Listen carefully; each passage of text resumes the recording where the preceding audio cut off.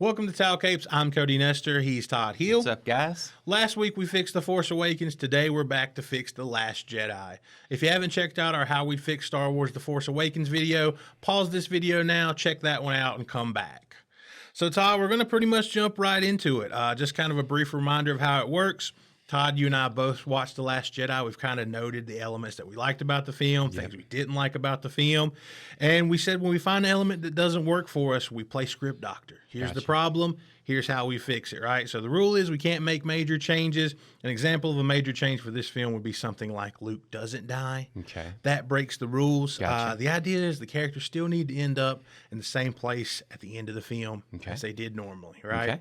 Okay. We know the destination, but we can change the journey. Yeah. That's what we're here to do. Okay. All makes sense. I hope you played by the rules this time. I think last week you broke the rules. Me? And I didn't quite catch it. Yes, when you made your little Rey is no longer the main character change. I think that breaks the rules. I'll leave it to the judges, but I have submitted a formal complaint. Okay. All right, but for now, let's get started. So, Todd, right into this. Fix or like the opening sequence? I like a lot of this opening sequence. I think what doesn't work for me is kind of some of the cringe comedy, especially that Hux and Poe kind of, are you there? Can you hear me? Are you on the line? Your mama? Your mama? Yeah. And a little bit of the BB-8 stuff, kind of chasing that short in the X-wing. But I mean, that's kind of become his character, really. So I think if you kind of take out the Hux Poe thing, I'm kind of good with maybe the rest of it.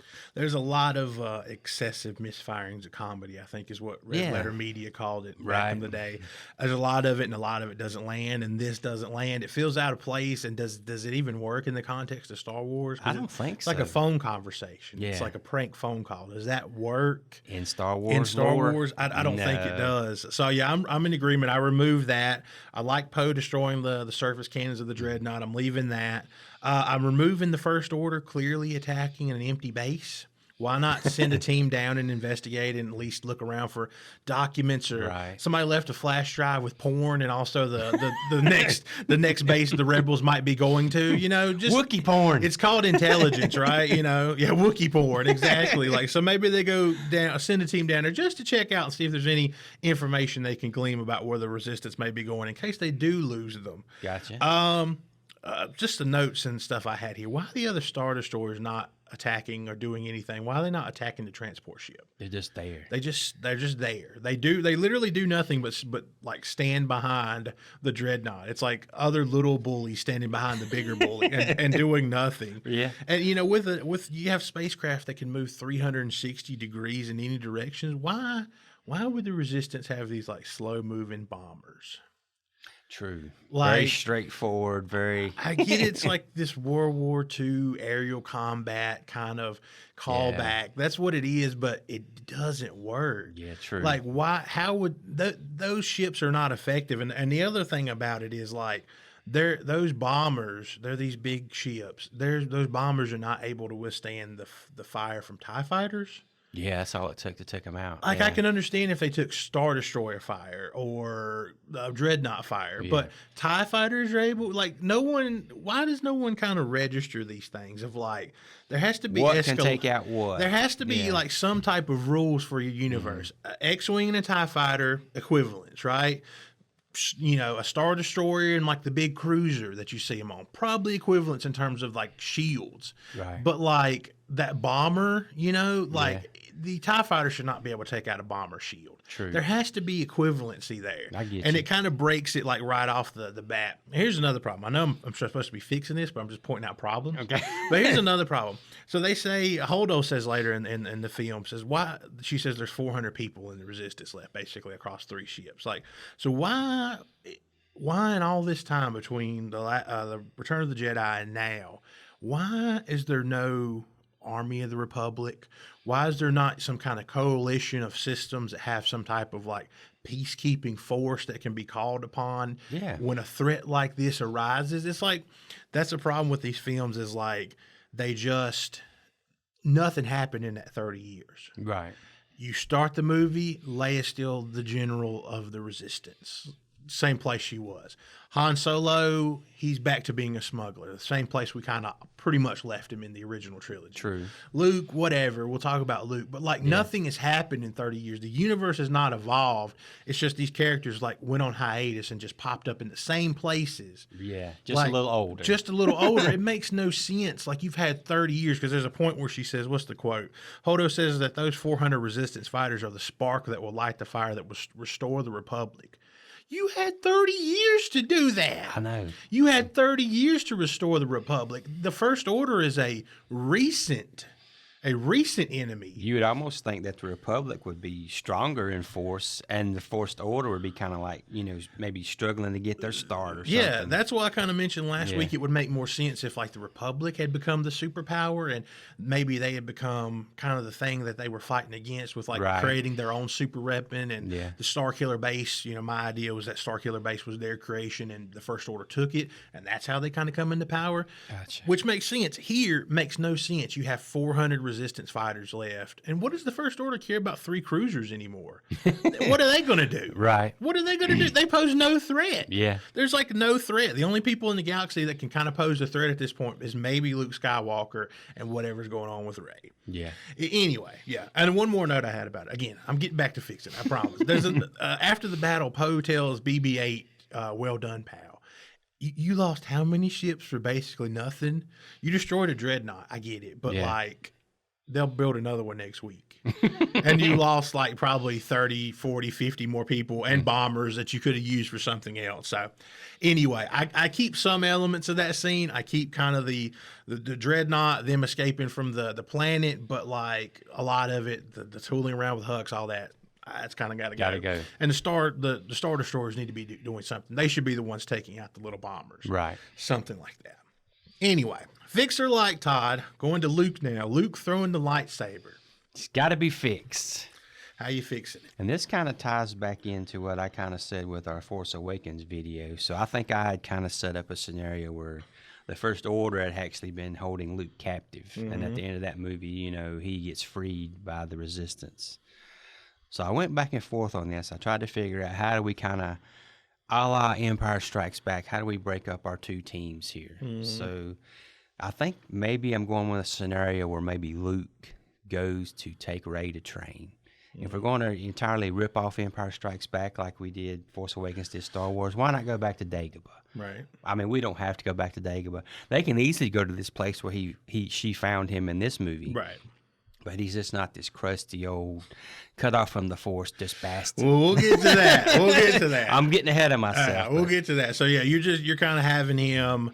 You're not worried about the lightsaber being thrown or not. No, like she just has it in her possession. Maybe at the beginning here, we have this little thing with the thing we had, the opening sequence, and Luke is with him at this time, and maybe him and Rey kind of get separated, or they decide to go off and train right after this. She needs to get some more training. Yeah. That's how we break up our two teams. I'm working on it. You're still spitballing. I'm still spitballing. Yeah, I mean, you could just have them at the start of the movie, just say that's what they've done, and just cut to that island, you know, or them arriving on the island in the Falcon. They could already be there. Yeah, exactly. For me, I don't have to maneuver around some of these big changes you made, Todd. So for me, I just say get rid of it. I just say have Luke drop it on the ground, or maybe as he's walking past her, just like tuck it into her stomach, like passing her a football, and being like, just signaling that he doesn't want this or doesn't want anything to do with it as he kind of walks by. So I just kind of like tweak it a little bit. But the comedic throwing it over the shoulder stuff, again, it's another misfiring a comedy, and it doesn't work. It doesn't work. It's the first precursor to the character assassination of Luke Skywalker throughout this film. Yeah. Fix or like Porgs. Don't really care for them. I don't have a fix for it. Just take them out. That's just there to sell stuffed plushies at the toy store. That's all that was. So yeah, I didn't look it up, but I'm pretty sure I remember when this film come out, like reading about the fact of why Porgs were there is because they were kind of a cover for like the native birds on the island that you would kind of see in like the helicopter shots. Like there's one shot at least in the movie where like birds are like flapping around, and I think they put the Porgs in there as a way to like, well, how do we cover for the fact that this island is like bird ridden, all these native birds or whatever. So they're there. For me, I just fix it by like you just tone them down.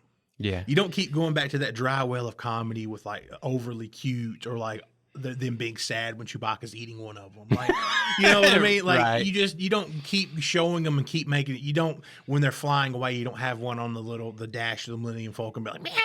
Like Right. you don't have any of that kind of stuff. Establish them, but just don't keep going back. Yeah, if to you 'em. need to cover the fact that the island is filled with these native birds, have the porgs and show them a couple times. You know, maybe have them a couple early shots. Maybe you see that one tucked in a little corner, like made its nest inside the Falcon, like Yeah. we see. That's it. Then you can still sell plushies, Todd. Yeah. but you don't have to keep beating me on the head with like Right. their cuteness and their like funny little comedy stuff. Gotcha. Like that, Gotcha. it doesn't work.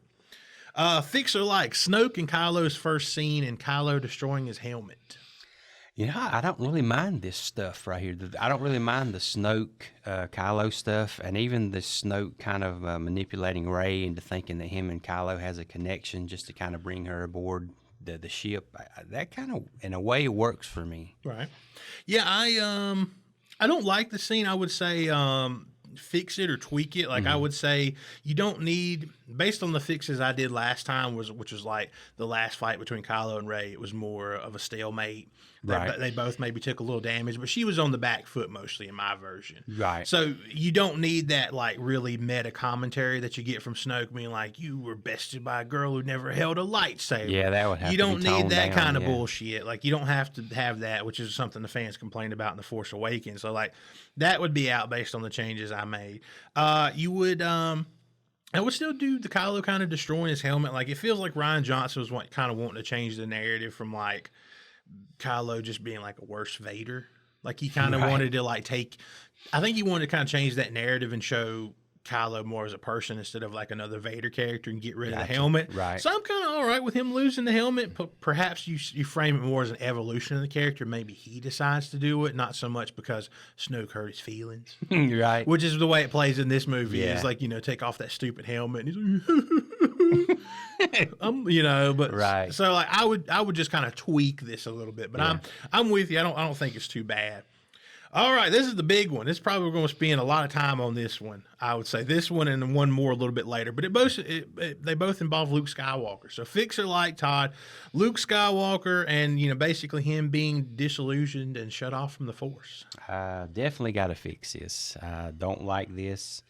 If I'm kind of sticking with my narrative where, Luke was kind of held captive by the First Order, perhaps he was sheltered in something that they had that kind of prevented him from tapping into the Force. Maybe he was so far down or in such a sealed type bunker, nobody could even get any kind of feelings. Not Leia, nobody could really, he couldn't reach out and they couldn't reach out to him. That's why he was gone. Or maybe for so they just long. kept him sedated, Sedated, yeah, kept him under. kept him pumped full of drugs. I kind of, in some of this I buy in a little bit of a way. I can see maybe what happened with Ben kind of maybe souring Luke a little bit, maybe, having maybe some regrets, some second thoughts, but I don't think he makes as drastic a turn as this movie takes him on. I don't think he completely shuts himself off from the Force. Right. I don't think he becomes this bitter old crusty fuck, for lack of a better word, Right. that we see here. I think we kind of see, I think maybe in my movie, we maybe see a flashback to where, he realizes Ben is maybe leaning towards the dark side. I don't think he stands over him with a lightsaber ready to lop his fucking head off. Maybe I'm getting ahead of myself. we'll get to that. Yeah. But, maybe, Snoke kind of reaches out to Ben and, maybe Ben's final turn to the dark side is him maybe telling Snoke the exact location where Luke was training him, and that's how Luke gets captured.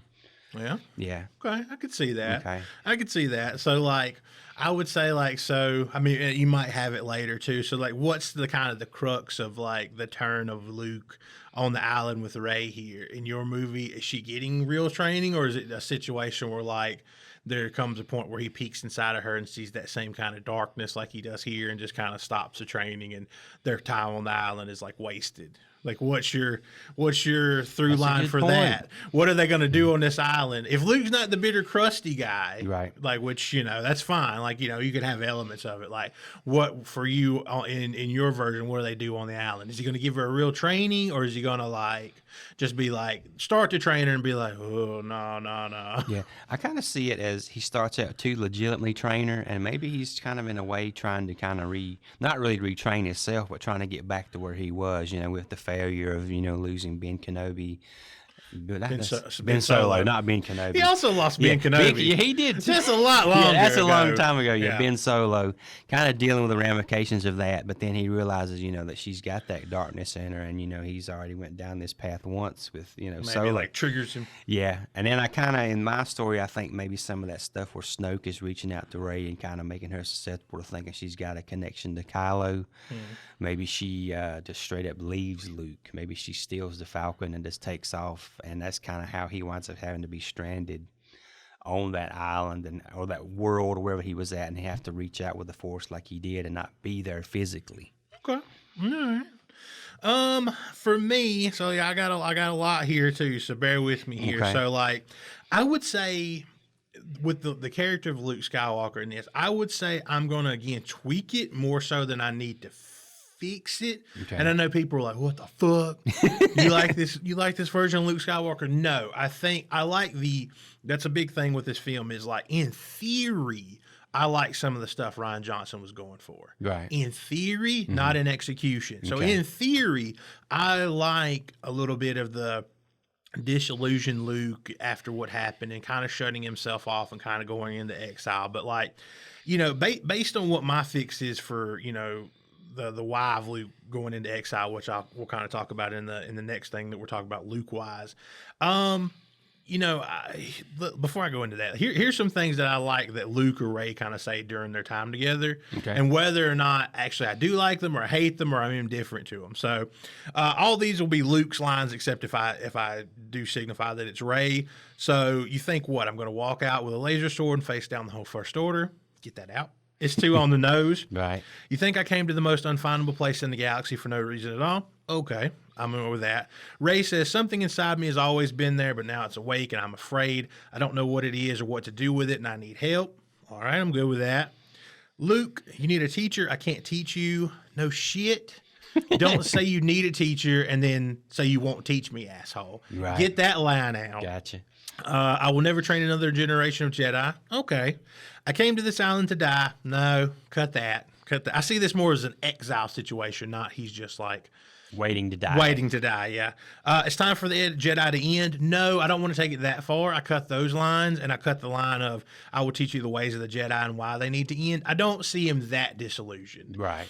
It's really just more about Luke and his failings as a person, as a teacher, not about the failings of the Jedi so much in my version. Right. There's a part where Rey, she lists all the things she sees while reaching out to the Force, and Luke asks her what's in between all of it. And she says balance and energy, the Force. And Luke asks, and inside of you? And she says the same Force. And Luke says, this is the lesson. The Force does not belong to the Jedi. To say that if the Jedi die, the light dies is vanity. I like all that. I Right. like this idea of the Force does not belong to the Jedi. And I've heard people complain about this for it. It's like that's going against everything that's been set up about the Jedi. I don't see it as that. I see it more of like there's a force that exists in this universe that anyone has the potential to tap into, but maybe my level of my connection to it is higher than yours. Maybe yours is more Right. minimal. And there is an order, there's a sect of people down through time, the Jedi, that have been able to figure out a way to train themselves to kind of tap into that force, to find the balance between all things. That's how I kind of see it. I like the idea of like, not everyone has to be a fucking Skywalker.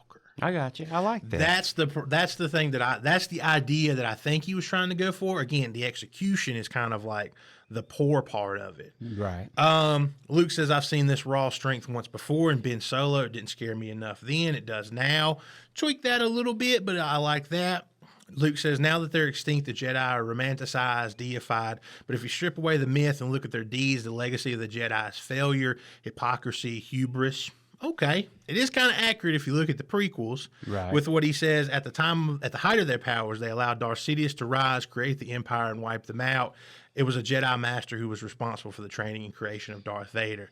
All that valid. So people can argue, is it a Luke thing to say? I'm okay with it. Okay. A little bit more here from Luke. He said, I saw darkness. I sensed it building in him. I seen it in moments during his training, but then I looked inside and it was beyond what I ever imagined. Snoke had already turned his heart. He would bring destruction and pain and death and the end of everything I love because of what he will become. And for the briefest moment of pure instinct, I thought I could stop it.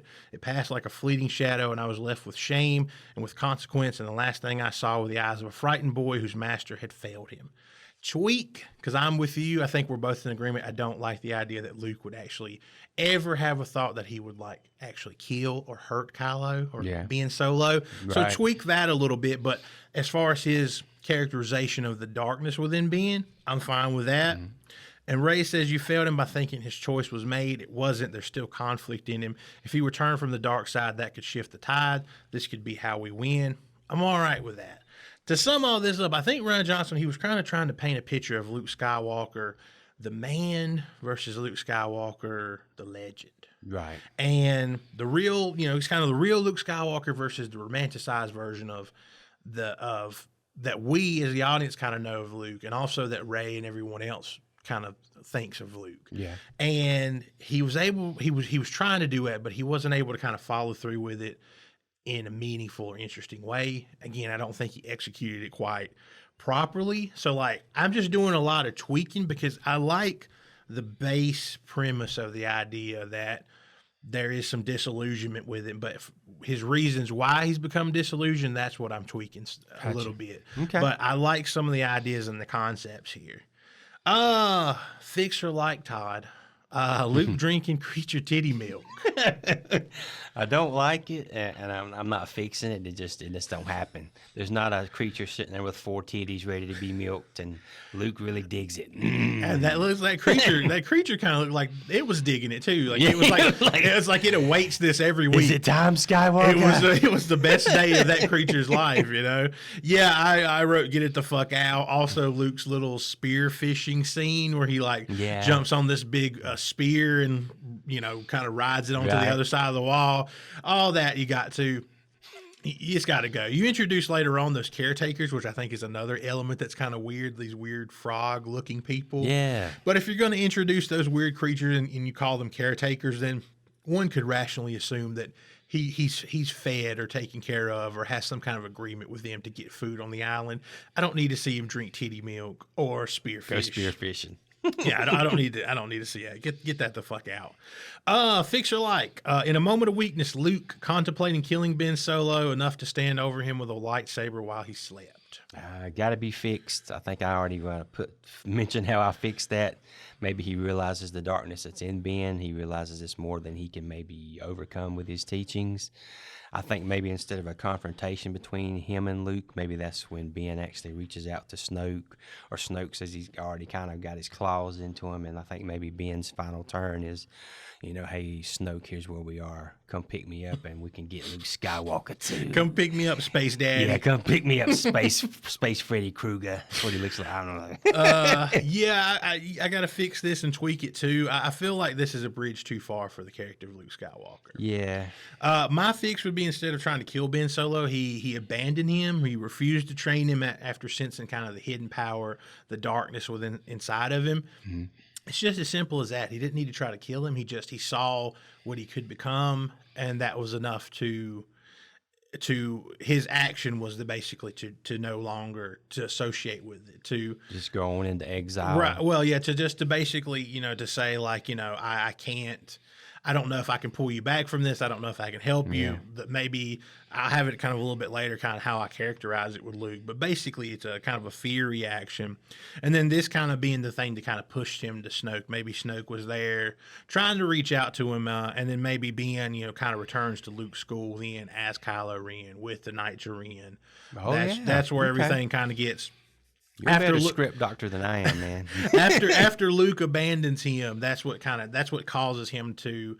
He's been abandoned by his teacher, his mentor. He was taken by Luke to be trained at the behest of Luke, at the behest of Leia and Han, and now this person that's supposed to be his guide is supposed to help him figure out all these thoughts and the things he's having and dealing with the power. That person's abandoned him. Yeah. This person is offering me something else. He's offering me a place in the universe. He's offering me power.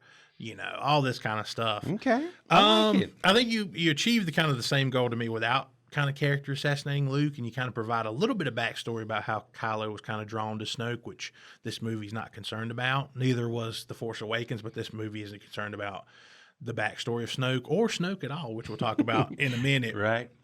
But yeah, basically Luke, he lost his way. He gave into fear, fear what Ben could become and a fear that he couldn't kind of stop it.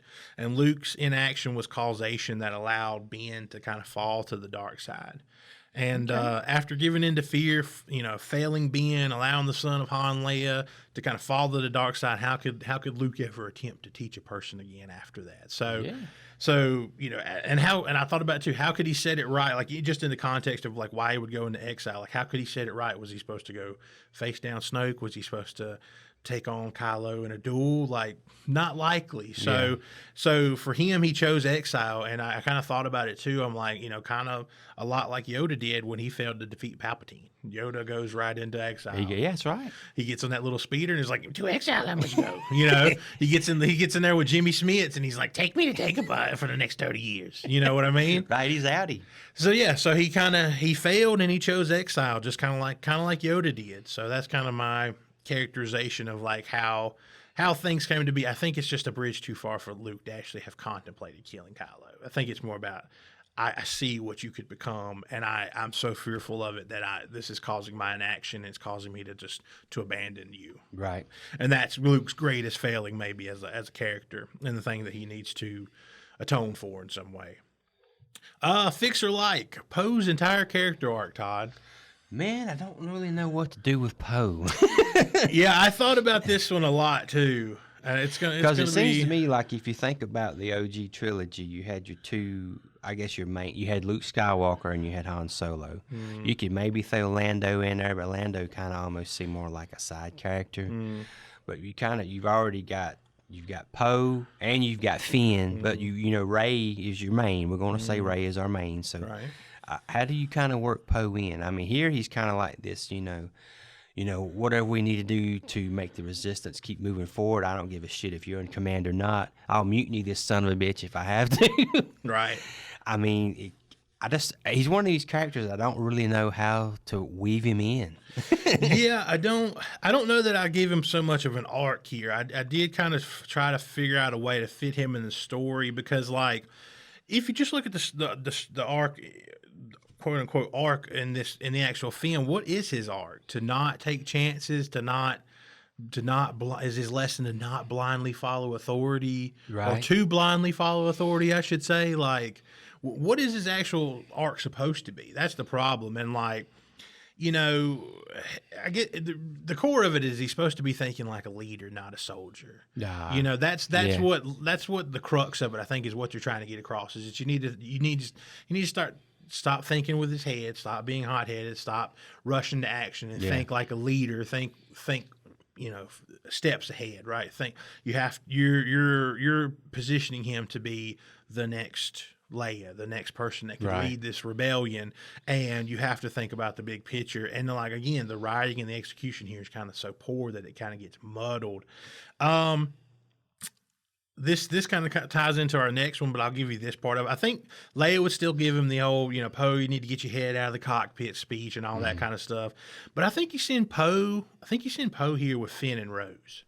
I think he goes with them. He's part of that party. And ideally, to me, you send Poe and Finn, and Rose is never in this film, but she's in it, so I have to leave her. I have to leave her in because she's part of it. But that's part one of how I fix Poe. So we'll go on to the next one, and I'll tell you how I really get into it. But fix or like, it's kind of two parts: the Resistance needing to find a new base, and then Leia getting blown out into space, surviving, and using the Force to make her way back to the ship. I like the elements of trying to find the new base. Leia getting blown out into space and using the Force to kind of lead her way back.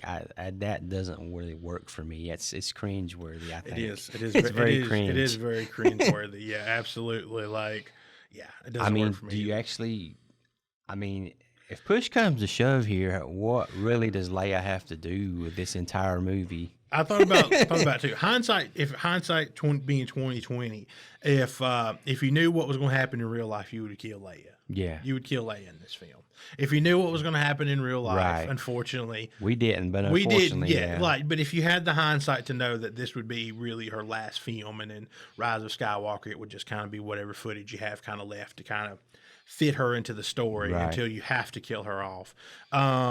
You would kill her in this scene, Right. And you would make something out of it, and her death would be meaningful in some way, Impactful, But yes. since we can't do that, Todd, how'd you fix it? Gee, how did Todd fix this part? Maybe he just glossed over Maybe it. he didn't fix this at all. Maybe he was waiting for the better screenwriter of this duo. to take the pressure off of him, Right. Okay, so all right, so here's kind of what I wrote down. So like the First Order would fire on the ship. Perhaps Leia is kind of knocked around in the explosion. Okay. And another character would have to like kind of they would get themselves and Leia into the nearest like airlock section of the ship, right?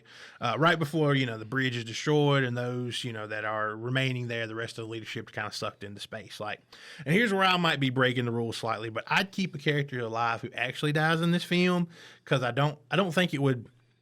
There's no characterization in the next film, obviously, because they do die. And I don't think it would be that big of a deal. I let Admiral Akbar live.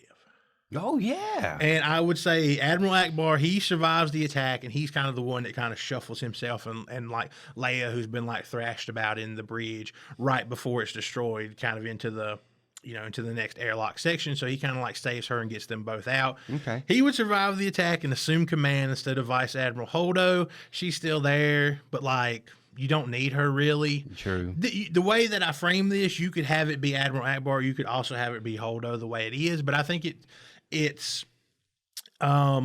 does work with Holdo, but I think fans, they know Akbar already. They don't really know her. Yeah, you would have to introduce her again like you're doing here. And in the movie, she just comes across like a bitch, and she like just seems to like be intentionally there to like cause problems and not tell Poe what's going on. Right. Which right.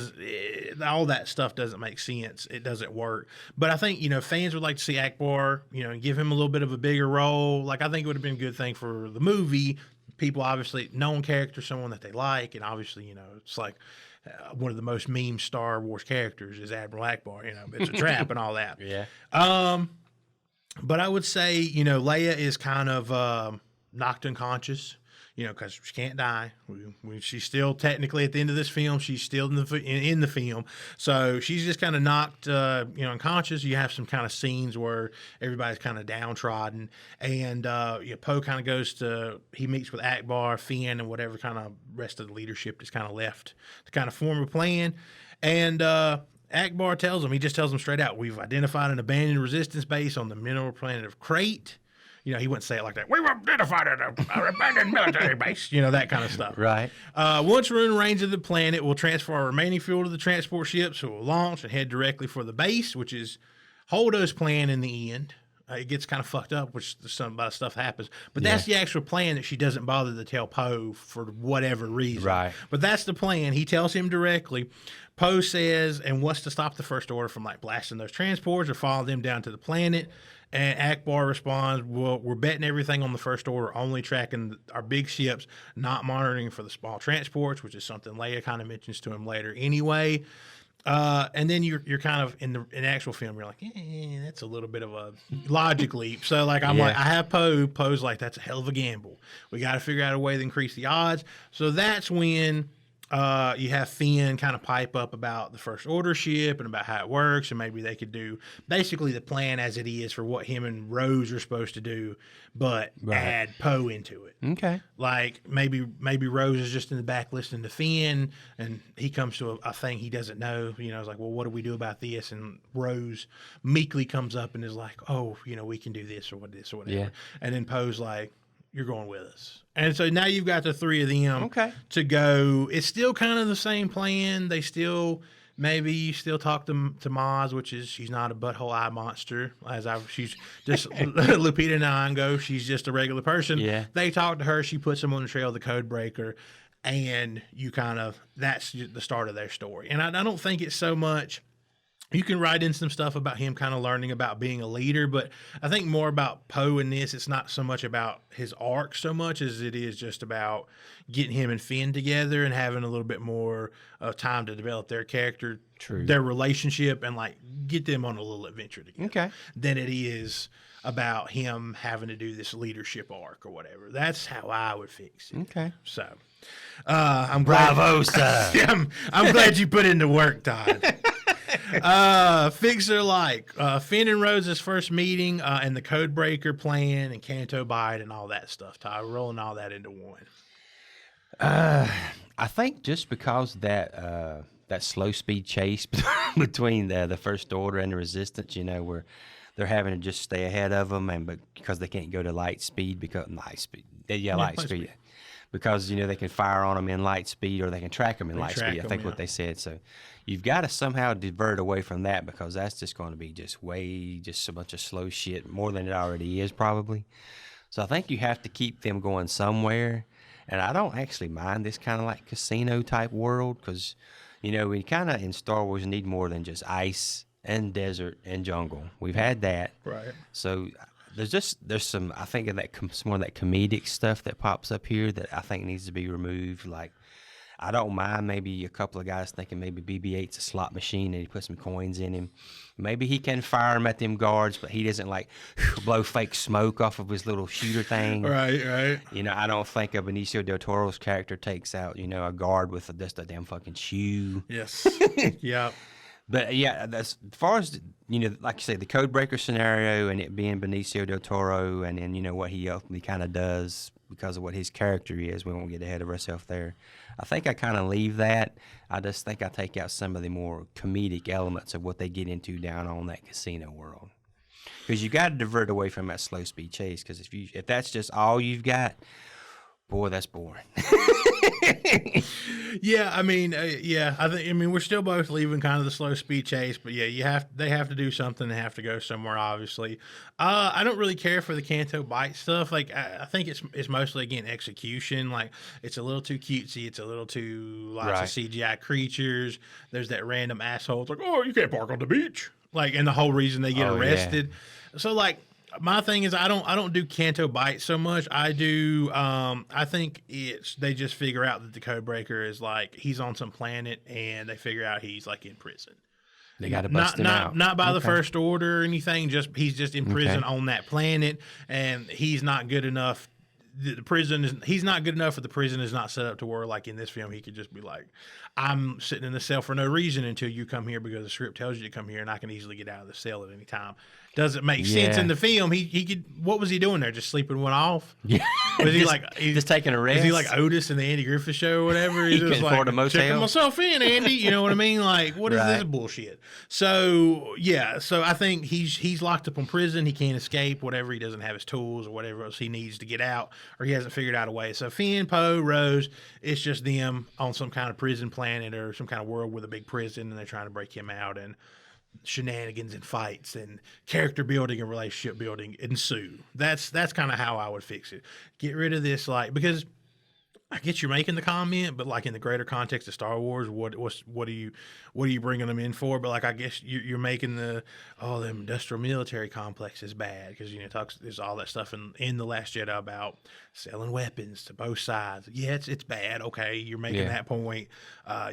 We don't want to be cruel to animals. Yes, we all understand that. Yeah, some of that stuff is a little bit heavy on the nose. You wouldn't no slave children, no indentured servants. All that would be gone. And maybe you could have some little slave children in the prison or something. Whatever. If you really got to get your point across, but all that stuff is really just it's too on the nose, and it doesn't quite fit in the way Star Wars typically kind of depicts these kind of things. And I guess technically, now correct me if I'm wrong, was Benicio del Toro's character even really the Codebreaker? No, he was not the actual Codebreaker. Because that was the guy with the little red flower. Yeah. Yeah, that's the actual Codebreaker. They couldn't get him because they did something. That's just who they got stuck with. Right, yeah, because they decided the cause and effect where they decided to just park their ship on a public beach. Some asshole called it in, got them arrested in the casino, and then they happened to also meet someone that was just as capable in a prison cell who could have broken himself out at any time and was still just happened to be there because the script needed him to be. Yeah, that kind of fucking sucks. It really fucking sucks. It really fucking sucks.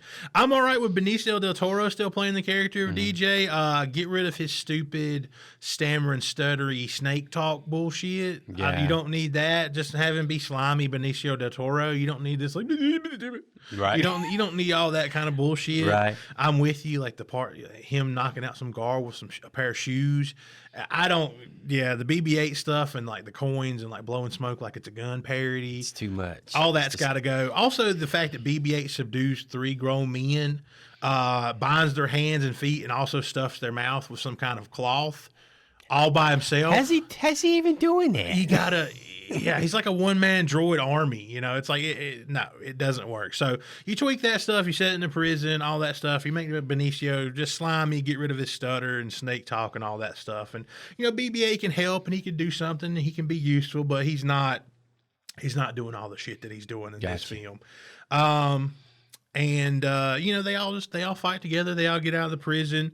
And the way I've got it, it's still kind of the ending still of the DJ character, at least kind of still plays out for the most part the same. He's still going to betray him. He's still going to turn him over to the First Order because that's his character. He's slimy. He's a prick. So he still betrays him. And I would have it at the end. I would still have Finn and versus Phasma, like Finn and Rose versus Phasma. Okay. Just do it better. Just do a better fight. I wouldn't have, fucking BB-8 like riding around in with an ATST. Yeah, look like ATST with the top off. Like I wouldn't have any of that stuff. It would just be Finn and Rose kind of helping Finn because he's not really a good match for Phasma. Then they beat her together, and I'll also have it kind of be like Poe versus DJ, and DJ wouldn't just get out of. He'd get his. He just don't get away and walk away with his money. Nah, he gets dead. Somehow he gets dead. He gets dead somehow. So I would, that would give them something to do and kind of ramp up the action a little bit and get rid of all this Canto Bite stuff. That's how I would still fix that. I would still have it set up where Akbar would be the one that does the light speed through the dreadnought at the end. Like it would be him instead of Holdo, in my opinion.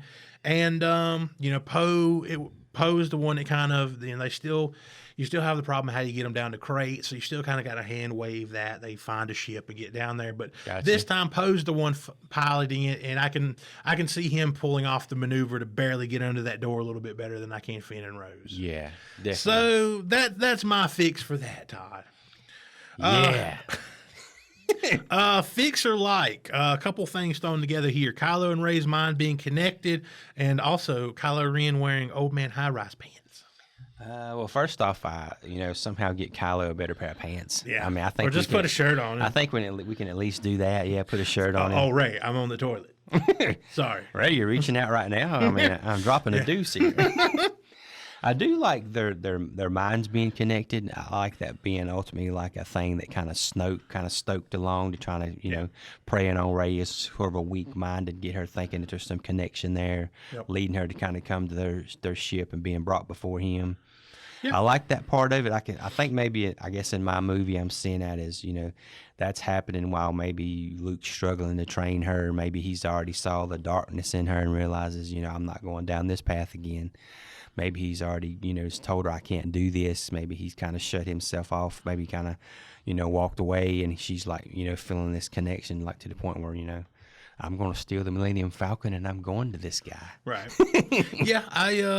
Yeah, I mean, for me, I like the idea of the kind of the Force connection of their mind. I don't mind that Snoke was kind of the catalyst for it. I like it. I like how it's depicted. It does kind of set up the stuff you'll see in the Rise of Skywalker, which I'm sure we'll talk about when we get there. Like there's a part where Kylo's got she's Rey's next to the water and he gets some water on him, that kind of stuff. Mm-hmm.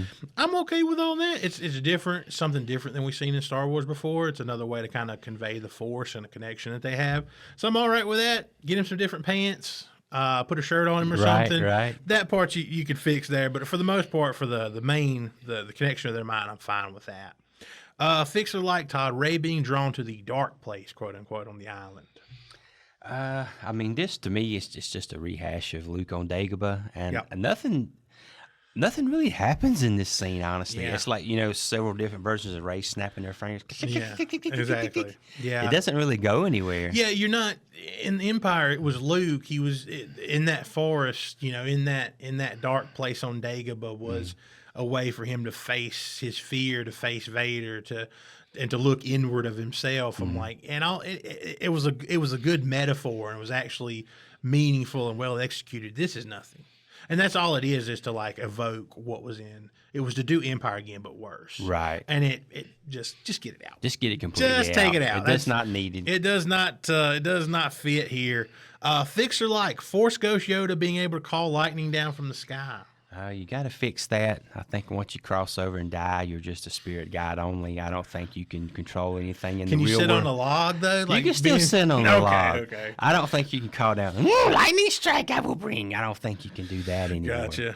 Yeah, I would say it never happens. It causes too many problems with the lore. Yeah. You don't need it. If Luke does go about burning down that little thing, it can still be accomplished by him just burning it down like he was going to. True. I don't think you really even need that scene at all. I think she just leaves and Yoda pops up maybe for the first time ever. It's not really clear about how much of a relationship they have. Is this like a weekly thing? Does Yoda pop in? Yeah. I guess it doesn't matter, but I would say, maybe it's you set it up that it's not a everyday occurrence. Maybe, Yoda, again, since Luke has kind of shut himself off from the Force, would Yoda be around necessarily because he is a projection of the Force or for his former self.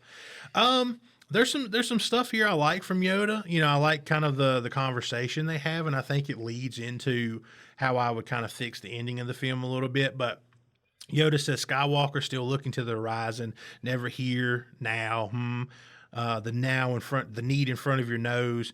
Luke says, I was weak and wise. Yoda says, you lost Ben Solo, you did. Lose Rey, we must not. Luke says, I can't be what she needs me to be. Yoda says, heed my words not, did you? Pass on what you have learned, strength, mastery, but weakness, folly, failure also. Yes, failure most of all, the greatest teacher failure is. I think that still works in the context of how I kind of fix things, is that it's not just about teaching, the folly of the Jedi and everything else. Is like maybe they were too focused on, never seeing like the downsides of things, or never focusing on like the lessons that they were taught, like that they learned the hardest way, the things that they did before, their hubris and everything that led to their downfall. Like now I think both Luke and Yoda are now in a place where like, you have to show Rey you have to show her the good side and the bad side, and you have to learn from your failure. Luke has to learn as a character from his failure of how he failed Kylo, how he felt Ben Solo here. So I'm good with the dynamic and the actual conversation between them. You don't need the down from the sky lightning stuff. Right. I don't think you need to burn the whole thing. I don't even think you need those Jedi books either, because they don't come into play at all anyway. No. But I mean, if you have them, that's fine. But I don't think you really need any of that. Just Yoda popping up after Rey takes off to be like, Skywalker. Like, You fucked up again, boy. what's up? Yeah, exactly. No, That kind of thing. Fix or light, Kylo Ren betraying and killing Snoke. Here's why I'm making a change. Okay. I think maybe, we get this scene playing out as it kind of starts with Rey kind of being brought in to see Snoke and all that stuff kind of happens. But right before I think he gets killed by the lightsaber that's controlled by Kylo, I think that's maybe when I have that light speed ship kind of come through their ship and kind of tear things all to hell. And I think Snoke kind of gets sheltered away by some of those red guards he's got, and he gets away scot-free, because I think we need him in part 3 more than we need the fucking Emperor. Right. Because the Emperor being brought back does nothing but subvert the entire fucking original trilogy. Look at you breaking the rules again, Todd. Oh, God. Okay, so we got to... Never mind. It's fine. In actuality, that's probably the best way to do it, is to have Snoke live, because then you present... The only thing you have 2 choices, really. Well, yeah, I guess you have 3.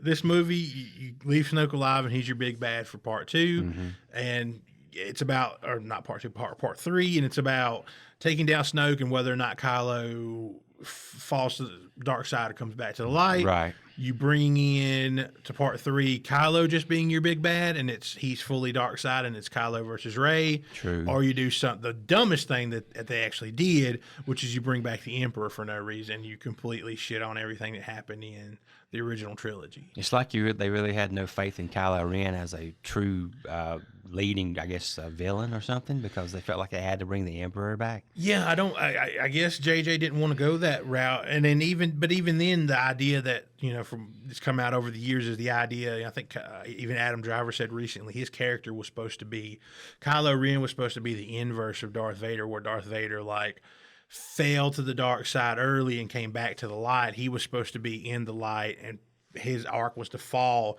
harder into the dark side than anyone else had. Which, whatever. It depends on how you feel about Kylo Ren. Do you feel at the end of the day, do you like in Rise of Skywalker that he's redeemed, even after killing Han Solo and blah, blah, blah, and all this stuff? Is he redeemable? Well, I guess we'll talk about that in Rise of Skywalker. But, you have a big problem here. So continue to break the rules, Todd. Okay, I'm going to unbreak them. No, we'll keep fine. it. I think you could. I mean, I actually like the way that Snoke gets killed here. I think. I think it's pretty cool the way he gets completely cut in half by that lightsaber. So I say, if we're gonna keep that, and we'll keep it, we'll let that happen because I do think it's an awesome scene. But I don't think you get the redemption of Kylo Ren. I think going into part 3, Kylo Ren has to go dark and he has to stay dark, and you keep the Emperor away from this sequel trilogy altogether. Yeah, this is another one that I like, a scene that I like but needs some tweaking. I think the death of Snoke needs to be more shocking and unexpected. You don't need to see it coming a mile away where you do here. I was like, "There's your lightsaber. Oh, it's turning." Well, yeah, and it's the whole dialogue is strike down your true enemy. He'll never betray me. He's calling his own death. Yeah, you don't need to be so on the nose and make it seem that obvious. Perhaps I have it maybe obviously Kylo kind of has this plan that's the ultimate end game here, but maybe to cover his thoughts, he's kind of pretending to be conflicted, and maybe he's standing in front of Rey and verbalizing, hesitating about killing her, and it's I don't think I could do it, don't make me do this, blah blah blah, kind of thing, and really hesitating and verbalizing Snoke is just he's seeing how clouded and conflicted he is, and he's do it, kill her, right, and then and perhaps you're looking from Snoke's viewpoint, looking at Kylo, and you just see him please don't make me do this, and blah, blah, blah, kill her. And then Kylo just kind of goes switches, right? Just gives him a little devilish smile, and then that's where you see the lightsaber kind of twist and go through him. It needs to be a little bit more shocking, unexpected than here. You see it from a mile away. Yeah, I think the idea of it is badass, but again, the execution I think is weaker than it needed to be. It could have been much more badass, and I think if you do it that way with Kylo, figuring out a way to kind of hide his thoughts by distracting Snoke for a little bit, and verbalizing all this stuff and kind of pretending. I like it. And then you have him ignite the lightsaber and just pull it through the old Freddy Krueger looking bastard. Fix or Rey's parents being nobody. Oh, I struggled here because I was like, if they're not nobodies, who the fuck are they? But I think it maybe in the context, I think it kind of works that, she spent all this time on Jakku, and she didn't have any options to go anywhere else, but she was just kind of waiting around for her parents to come back. And, Kylo kind of lets her know, well, your parents were nobody. They were just, junk traders. They dropped you off, or they traded. I think you say they traded for some gas or something. Some trinkets, Drinking money, yeah. And they died in a pauper's grave on Jakku, yeah.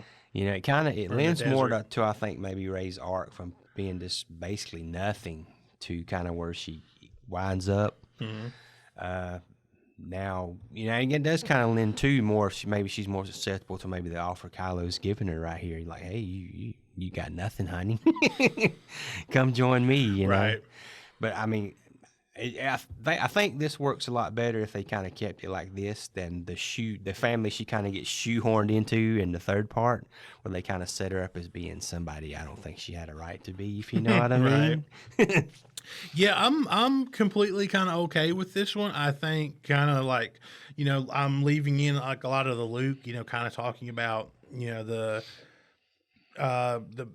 Force, that power doesn't belong to the Jedi stuff. Anyone anyone has the ability to tap into this. You don't have to be Skywalker blood to do it. Like, Right. that kind of thing. I like that idea, and I like Rey not necessarily, she doesn't have to be a Kenobi. She doesn't have to be a Skywalker. She doesn't have to be a Windu, Right. a Ki-Adi-Mundi, a Kit Fisto. She doesn't have to be from any of those bloodlines. She can just be a person who, again, maybe she's kind of somewhat of a virgin of the Force, like Anakin was, a person that's just, unusually strong within the Force, that was kind of created out of that. There's a line in this, I think, where they talk about she's the darker, Kylo coming to the light or the dark, his counterpart in the light would kind of, the world kind of balances it out. The Force balances things out. She doesn't need to be a Skywalker. She doesn't need to be anybody. Like, her parents just being nobody. Like, I'm okay with that, honestly. I think it fits into the idea that I like, is that the Jedi are just they're a sect and a maybe even a cult like organization that figured out how to tap into this. And obviously, probably from that, the Sith were born, because there was somebody within that's like, but I want to do other stuff too. Right. I want to fuck. You know what I mean? Okay. And then that's how the Sith came to be. Oh, okay. But, it started off as just like, hey, we figured out a way. There was a guy one time that figured out how to tap into this better. He started training people. Yeah. And he was like, hey, you got to be good and do good stuff with it. And some other guy's like, nah, I want to fuck. And that's how the Sith came to be. And, Somebody's got to always subvert something. yeah, exactly. But the power doesn't belong to any one person. The power, the Force is there for anyone. It's just about your potential to tap into it. I like that. Here's our last one, Todd. Fix or like the ending of the film. This includes Rey rejecting Kylo, the Battle of Crate, and then Luke Force projecting himself to Crate. I do like Rey rejecting Kylo. I think that's, for her character to be what she needs to be, I think that's kind of obvious. I don't mind the Battle of Crate. It almost looks like another snowy environment till you realize that's salt. It's, again, subverting expectations. Right. You kind of get, every time somebody makes a move or a track into it, it turns red. I don't understand how salt turns red like that. I guess that's probably, maybe the actual surface of the planet, and the salt just covers it. Maybe. I mean, it looks good visually. We got those ice kitty looking things. Now, Luke Force projecting himself to Crate, I don't know. That's always been a sticking point with me, because I just feel like real Luke Skywalker should be there in person. I think OG Skywalker should have showed up. Right. But it's like, how does he get there? If Rey, like in this movie, Rey gets pissed off at him and leaves. I think even in my version, I have her getting wooed by Kylo to the point where she leaves to go join him. So how does Luke get there? Well, I mean, they make a point in this to show Luke's X-wing buried That's or right. submerged in the water. He could raise that back out of the water. I think I've only watched The Rise of Skywalker once until next week, unfortunately, when I have to watch it again. But doesn't she or he lift that X-wing out of the water in Rise of Skywalker, and doesn't she take it back with her or something like that? Doesn't that happen? I don't know if she pilots it, but I'm pretty sure Luke lifts it out of the water. It's fine. Okay. So if you're looking for a Deus Ex Machina to get Luke there, so technically that was it. Okay. And I mean, it's not like his X-wing wasn't submerged on Dagobah mostly. Then it still was. And it still flew. Yeah. So yeah, okay. If you want to get Luke there, you can ride it to get him there. He could have been there in person. So anything else to tweak there? Anything else that before I go through my stuff there? I think if you get him there in person, I think that makes, because it's kind of confusing to me, because when he's in there talking with Leia, don't they actually touch?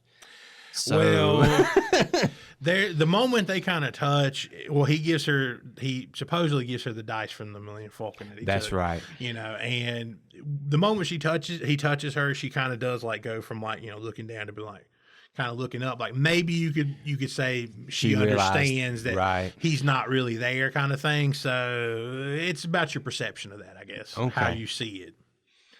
Fire on, Cody. Fix it for me. I'm just kidding. Jesus. I think this is again more tweaking. To be clear though, for me, I think I don't know if it still is. I don't know how long Rise of Skywalker was, but this was the longest Star Wars film ever. I think you may be right. I don't know if Rise of Skywalker beats it, but this at the time it was. it's 30 minutes too long. The whole Battle of Crate really shouldn't take place. Really, the film should end, and a lot of people have pointed this out, is not a new idea at all. Probably nothing I've said today is a new idea if you look deep enough into Star Wars on YouTube. Right.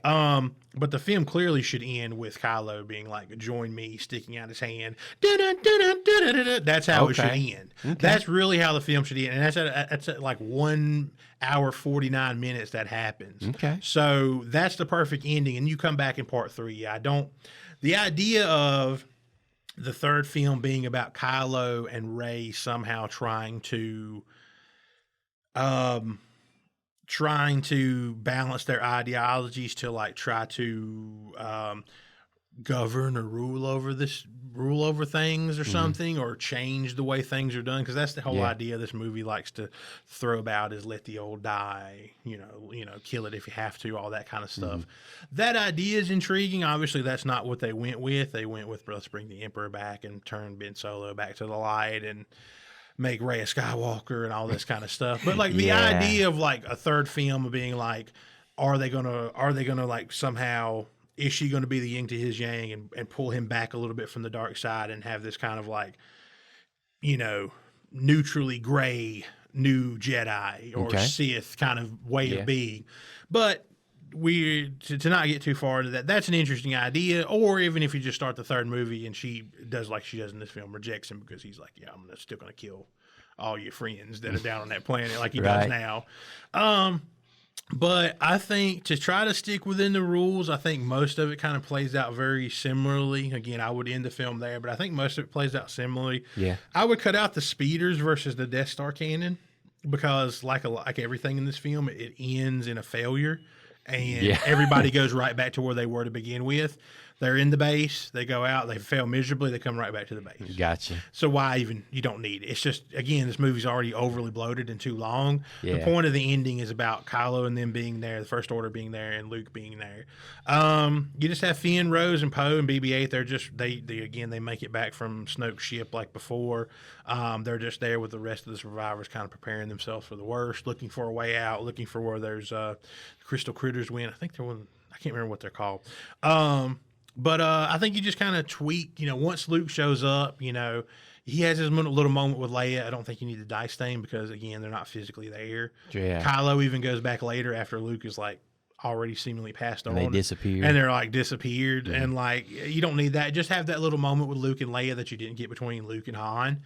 Give us that. That's a good little moment. And I think you just kind of tweak the dialogue between Luke and Kylo. Like, make it less adversarial on Luke's part and make it more like apologetic. True. The kind of way I kind of thought about it and kind of tweaked it and kind of wrote it out here is, Luke could say something like, I looked into your mind and saw a tormented boy on the precipice of darkness, and instead of pulling you back from that darkness, I abandoned you to it. I failed you, Ben. I'm sorry. That kind of stuff. Yeah. Kylo, of course, he don't want to hear that. They have their little fight, and Luke is doing like what he's doing here in the film anyway, mostly dodging.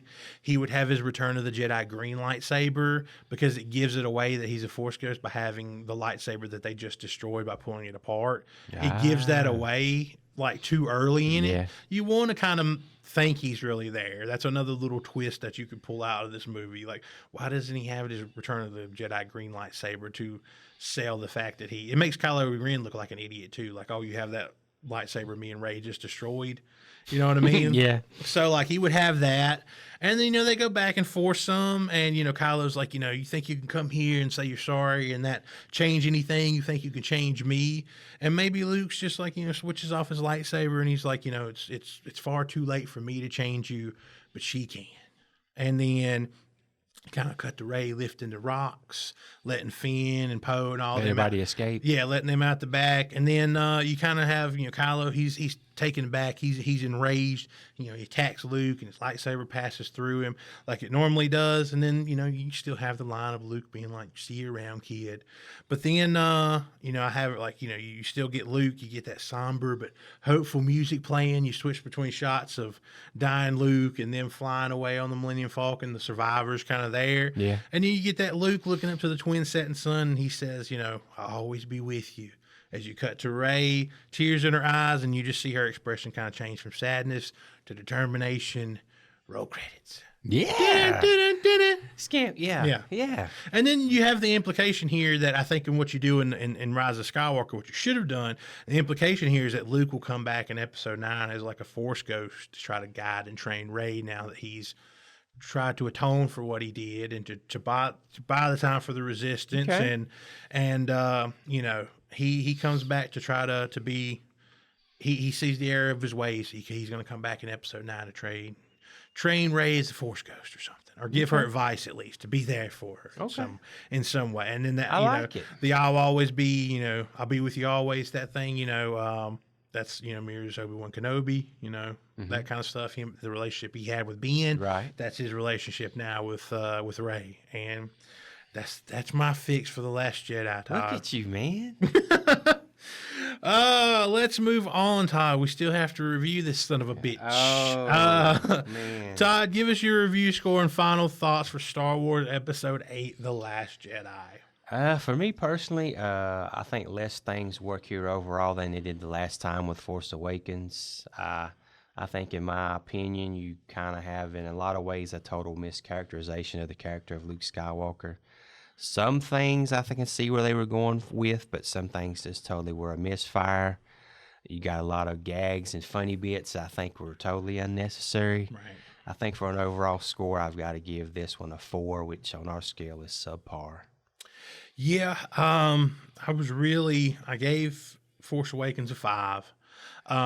This is a narratively worse film. It is a competently made film, I would say.